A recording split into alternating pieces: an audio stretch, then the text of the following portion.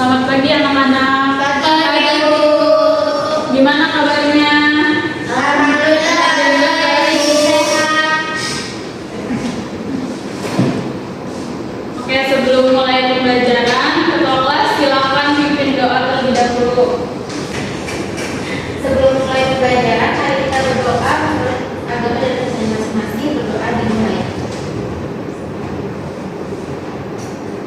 Doa selesai. Sebelumnya Ibu ada sedikit motivasi buat kalian. Saya pernah baca pepatah Cina, katanya belajar adalah harta karun yang akan mengikuti pemiliknya kemanapun. Nah, maka dari itu buat kalian semua jangan pernah patah semangat untuk terus belajar, karena pada dasarnya kesuksesan bukanlah milik orang pintar, melainkan milik dia yang senantiasa berusaha.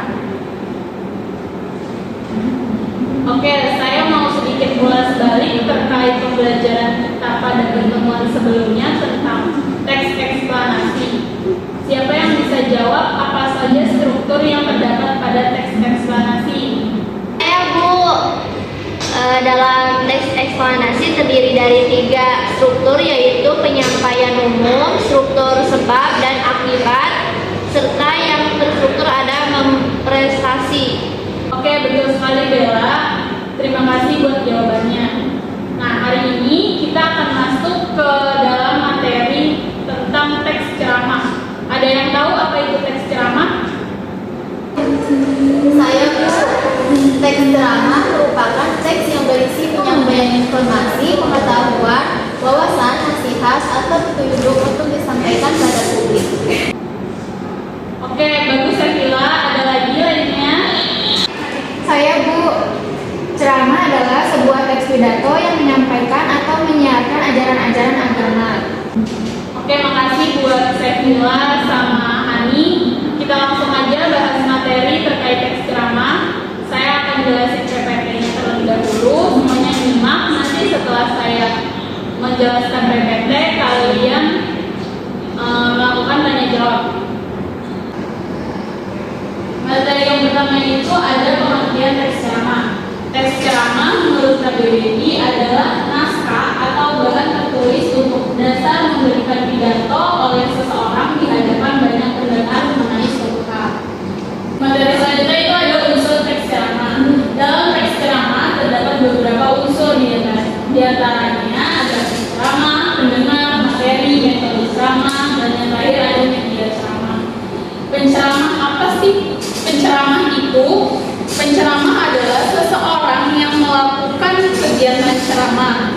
Seseorang tersebut harus memiliki ilmu yang mumpuni dan pengetahuan yang luas tentang materi yang akan disampaikan kepada pendengarnya. Nah, yang kedua itu ada pendengar. Apa sih pendengar? Pendengar itu seseorang pendengar serta penerima nasihat-nasihat dari penceramah. Yang ketiga ada materi. Materi yang disampaikan pada saat ceramah biasanya berangkat dari ajaran suatu agama. Penceramah perlu menyiapkan dan menyusun secara sistematis sebuah materi yang akan disampaikan agar pendengar dapat dengan mudah menerima dan memahami isi ceramah tersebut. Yang keempat ada metode ceramah. Metode ceramah merupakan cara yang digunakan seseorang penceramah untuk menyampaikan materinya.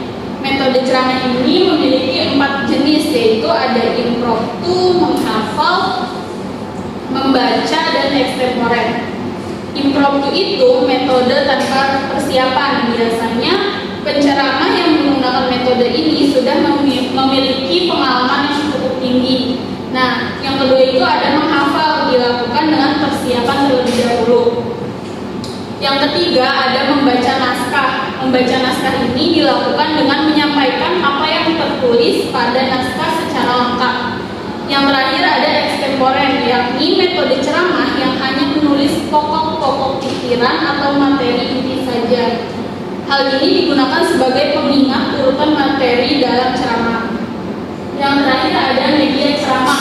Apa saja sih media ceramah? Zaman sekarang ini selain secara langsung atau tatap muka, ceramah juga dapat disampaikan dengan rekaman. sehingga pendengar bisa melihatnya dari internet atau televisi. Yang selanjutnya itu ada struktur teks ceramah. Struktur teks ceramah itu ada pembukaan, isi ceramah, dan penutup. Pembukaan ini terdiri dari pembuka dan pengantar. Pembuka itu bagian yang terdiri dari salam pembuka, ucapan penghormatan, dan ucapan syukur. Yang kedua itu ada pengantar. Pada bagian ini penceramah akan mulai mengenalkan pendengar dengan topik yang akan dibahas. Nah, yang kedua ada isi ceramah atau rangkaian argumen, terdiri dari bagian inti dan gagasan. Bagian inti ini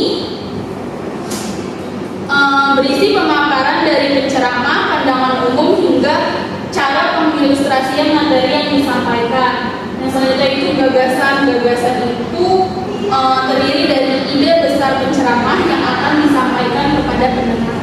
Terakhir ada penutup atau penegasan kembali.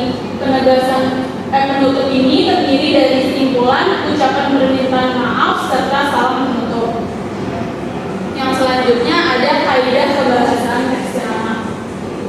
Yang pertama, banyak memakai kata ganti orang pertama atau tunggal dan kata ganti orang kedua jamak sebagai sapaan. Yang kedua, banyak memakai kata teknis atau istilah tertentu yang berkenaan dengan topik yang disampaikan kepada pendengar. Yang ketiga, banyak memakai kata yang menunjukkan hubungan argumentasi atau antara sebab dan akibat.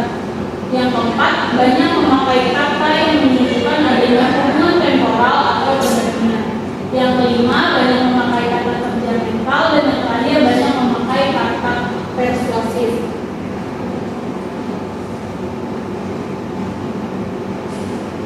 Yang selanjutnya ada langkah menulis teks ceramah. Yang pertama, konteks penulisan. Konteks penulisan ini sangat penting untuk direncanakan agar ceramah sesuai dengan pendengar. Oleh karena itu, penceramah perlu mempersiapkan teks ceramah yang sesuai dengan tema dan topiknya. Yang kedua, menentukan topik.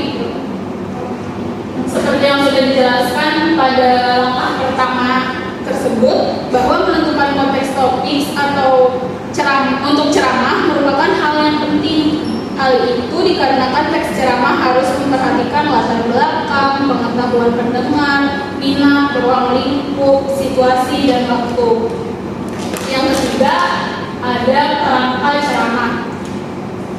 Nah, ketika kamu dipercayai sebagai penceramah, hal yang perlu dilakukan agar memudahkan dalam menulis teks ceramah adalah menentukan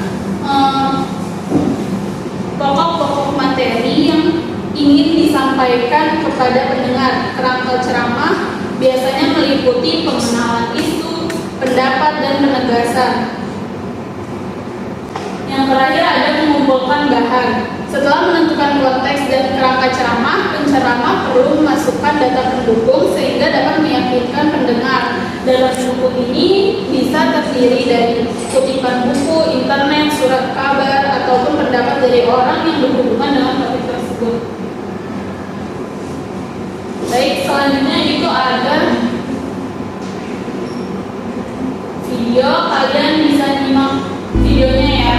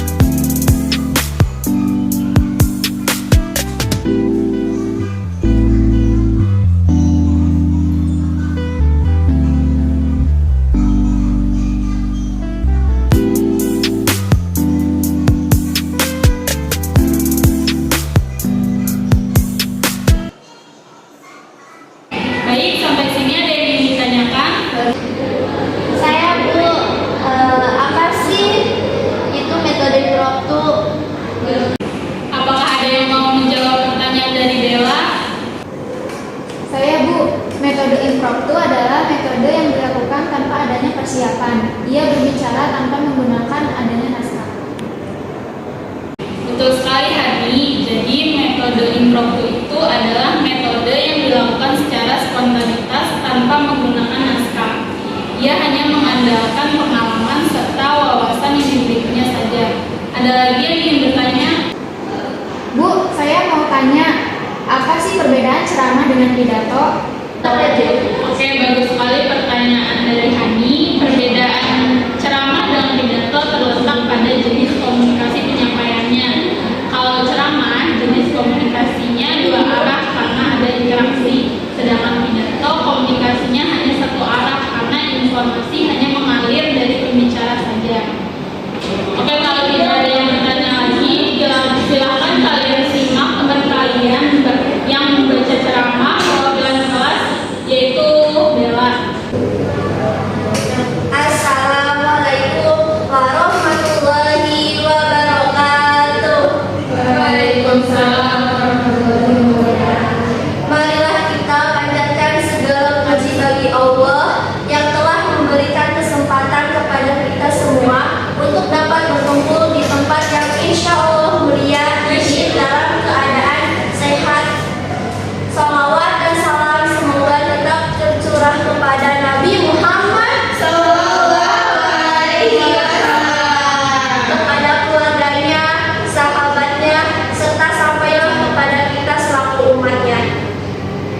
Seperti apa yang telah kita ketahui bahwa pendidikan merupakan sesuatu yang sangat penting, baik untuk kehidupan pribadi ataupun bagi keluarga, bangsa, serta negara. Akan tetapi, yang disayangkan adalah tidak semua orang dapat merasakan pendidikan hingga tingkat pendidikan tinggi. Tentunya, teman-teman tahu bahwa sebagian kecil saudara kita di daerah terpencil sangat sulit untuk dapat mengakses pendidikan. Pendidikan sangat sulit mereka dapat karena keterbatasan ekonomi serta terbatasnya akses yang memadai. Untuk itu, bagi kita yang memperoleh kemudahan untuk merasakan pendidikan, manfaatkanlah dengan sebaik mungkin. Pendidikan merupakan salah satu cara untuk menggapai cita-cita, serta pendidikan juga dapat memutus rantai kemiskinan, sebab kemiskinan kadang erat kaitannya dengan kebodohan. Mengingat pentingnya pendidikan bagi kehidupan pribadi maupun kehidupan berbangsa dan bernegara, maka marilah kita siapkan pendidikan setinggi mungkin supaya apa yang kita dicita-citakan dapat tercapai. Demikian apa yang dapat saya sampaikan, semoga dapat bermanfaat. Terima kasih. Wassalamualaikum warahmatullahi wabarakatuh.